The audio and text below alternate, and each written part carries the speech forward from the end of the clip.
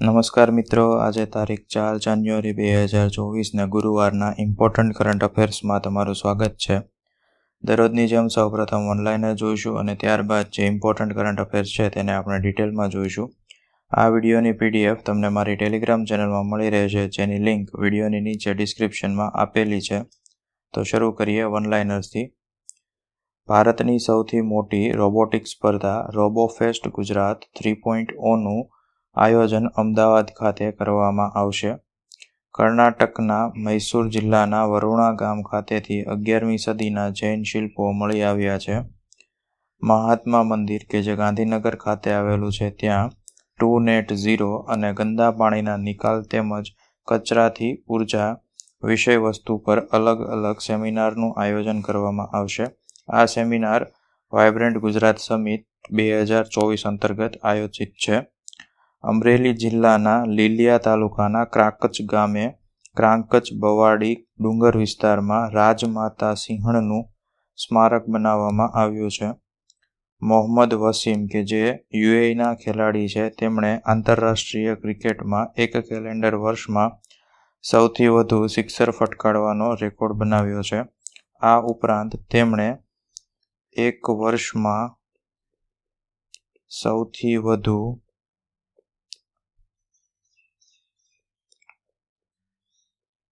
Sixer અથવા તો 100 કરતાં વધારે એક વર્ષમાં સિક્સર ફટકારવાનો રેકોર્ડ બનાવ્યો છે. આ નંબરમાં બીજા ક્રમે રોહિત શર્મા છે, જેમણે એક કેલેન્ડર વર્ષમાં 80 સિક્સર ફટકારી હતી, જ્યારે મોહમ્મદ વસીમે 101 સિક્સર ફટકારીને તેમનો રેકોર્ડ તોડ્યો છે. કેન્દ્રશાસિત પ્રદેશ દીવના ઘોઘલા બીચ પર બીચ ગેમ્સનું આયોજન કરવામાં આવ્યું છે. રાજ્યના ઉચ્ચ અને ટેકનિકલ શિક્ષણ મંત્રી ઋષિકેશ પટેલ દ્વારા કોલેજમાં એડમિશન પ્રક્રિયા માટે દેશનું પ્રથમ Gujarat common admission services portal launch કરવામાં આવ્યું છે. કચ્છ ભુજ ખાતે સાહસિક સાબરકાંઠા વિસ્તાર પરિભ્રમણ કાર્યક્રમનું આયોજન કરવામાં આવ્યું છે. રણધીર જયસ્વાલે વિદેશ મંત્રાલયના પ્રવક્તા તરીકેનો ચાર્જ સંભાળ્યો છે. શ્રીલંકા દ્વારા આગામી 1 વર્ષ સુધી તેના બંદરોના ખાસ આર્થિક ક્ષેત્ર એટલે કે સ્પેશિયલ ઇકોનોમિક ઝોન સેઝમાં ચીનના કોઈપણ સંશોધન જહાજ કાર્ય કરવા ઉપર પ્રતિબંધ મૂકવામાં આવ્યો છે. Central council for research in Ayurvedic science CCRAS અને national commission for Indian system of medicine NCISMએ સાથે મળી સ્માર્ટ 2.0 કાર્યક્રમ શરૂ કર્યો છે. સ્માર્ટ 2.0નું પૂરું નામ scope for mainstreaming Ayurveda research among teaching professionals છે. ભારત મંડપમ કે જે નવી દિલ્હી ખાતે આવેલું છે, ત્યાં આત્મનિર્ભર ભારત ઉત્સવનું આયોજન કરવામાં આવ્યું છે. વાઇસ એડમિરલ સંજય જયસિંહે પશ્ચિમી સેનાના કમાન્ડના commanding in chief flag officer તરીકેનો કાર્યભાર સંભાળ્યો છે. આ સાથે આજના ઓનલાઇનર્સ પૂર્ણ થયા. હવે જે ઇમ્પોર્ટન્ટ કરંટ અફેર્સ છે તેને આપણે ડિટેલમાં જોઈશું. તો પહેલું છે નાસાનું ઓસિરિસ એપેક્સ મિશન. ઓસિરિસ એપેક્સ એ પહેલા ઓસિરિસ રેક્સ એટલે કે રેગોરિથ એક્સપ્લોરર નામ હતું, જે નાસાના ન્યૂ ફ્રન્ટિયર પ્રોગ્રામનું ત્રીજું મિશન છે. ઓસિરિસ એપેક્સનું પૂરું નામ origins spectral interpretation research identification and security Apophis explorer છે. ઓસિરિસ રેક્સ એ એસ્ટેરોઇડ બેનુના નમૂનાને પૃથ્વી પર લાવવા માટે 7 વર્ષ સુધી મુસાફરી કરી હતી. એસ્ટેરોઇડ 99945 એપોફિસનું નામ પ્રાચીન ઇજિપ્તની પૌરાણિક કથાના રાક્ષસ સર્પ એપોફિસ પરથી રાખવામાં આવ્યું છે. એપોફિસ એસ્ટેરોઇડ 13 એપ્રિલ 2029ના રોજ પૃથ્વીની સપાટીથી 31,860 કિલોમીટર અંતરેથી પસાર થવાની ધારણા છે, જે સિલિકેટ સામગ્રી અને નિકન આયનથી બનેલો સ્ટોની પ્રકારનો એસ્ટેરોઇડ છે. ત્યારબાદ વિશ્વની સર્વશ્રેષ્ઠ અને જાજરમાન સિંહણ રાજમાતા વિશે જોઈએ. તો તાજેતરમાં અમરેલી જિલ્લાના લીલિયા તાલુકાના ક્રાંકચ ગામે ક્રાંકચ બવાડી ડુંગર વિસ્તારમાં સૌથી ઊંચી ટેકરીઓમાંની એક ટેકરી ઉપર રાજમાતા સિંહણનું સ્મારક બનાવવામાં આવ્યું છે. આ સ્મારકનું નામ વર્લ્ડ્સ મોસ્ટ લિજેન્ડરી લાયોનેસ રાખવામાં આવ્યું છે. આ વિસ્તારમાં ઘણા સિંહો વસવાટ કરી રહ્યા છે, જેમાં રાજમાતા સૌથી મોટી સિંહણ હતી, તેથી ગામ લોકોએ તેને રાજમાતા નામ આપ્યું હતું.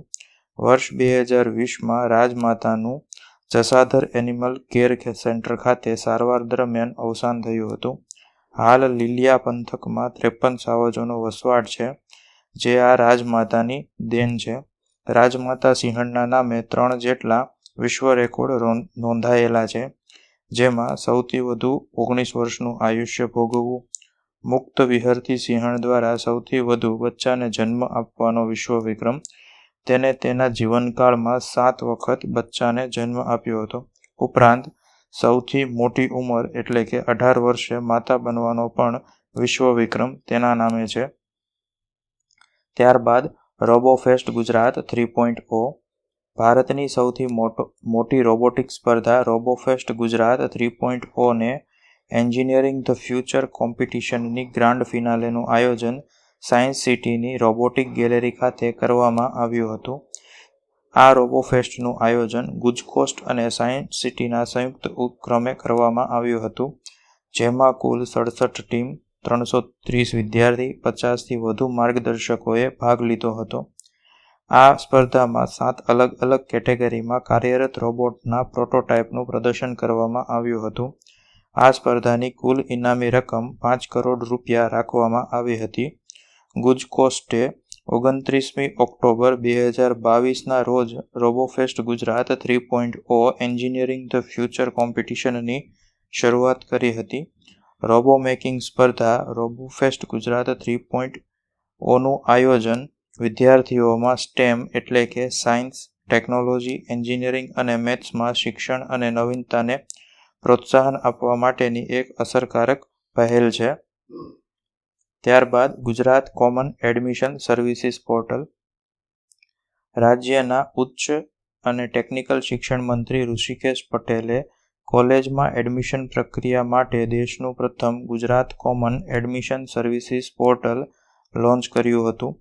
દેશમાં રાષ્ટ્રીય શિક્ષણ નીતિ 2020ની વિવિધ જોગવાઈઓના પગલે આ સોફ્ટવેર તૈયાર કરવામાં આવ્યું હતું, જેના અંતર્ગત એક જ છત્ર હેઠળ arts, commerce, science, rural studies અને અન્ય તમામ વિદ્યા શાખાઓને સાંકળી લઈ એડમિશનની પ્રક્રિયા સરળ બનાવવામાં આવી છે.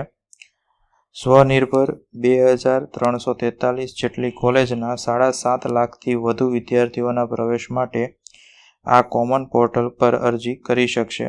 આ પોર્ટલ ઉપર અનુસ્નાતક એટલે કે પીજી અને પીએચડીના વિદ્યાર્થીઓ પણ રજિસ્ટ્રેશન કરી શકશે.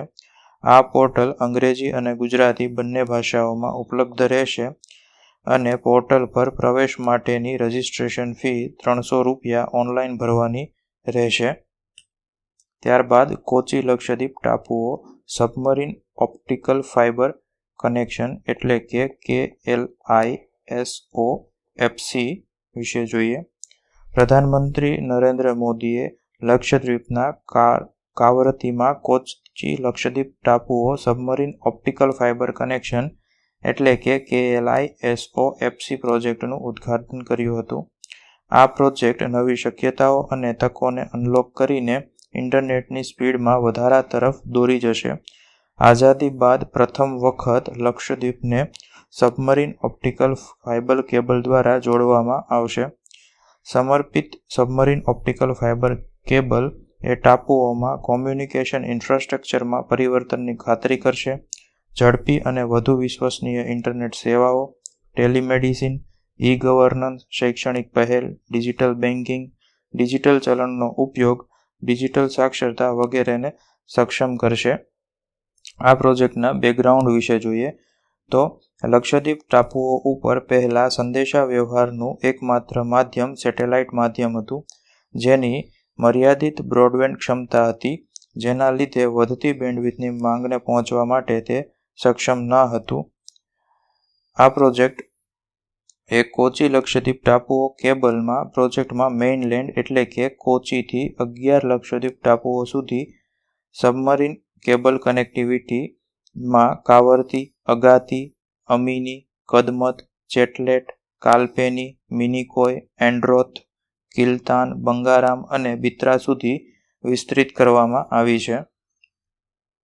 આ પ્રોજેક્ટને universal services obligation fund, telecommunication વિભાગ દ્વારા ભંડોળ પૂરું પાડવામાં આવે છે અને BSNL એટલે કે ભારત સંચાર નિગમ લિમિટેડ પ્રોજેક્ટની એક્ઝિક્યુટિંગ એજન્સી હતી.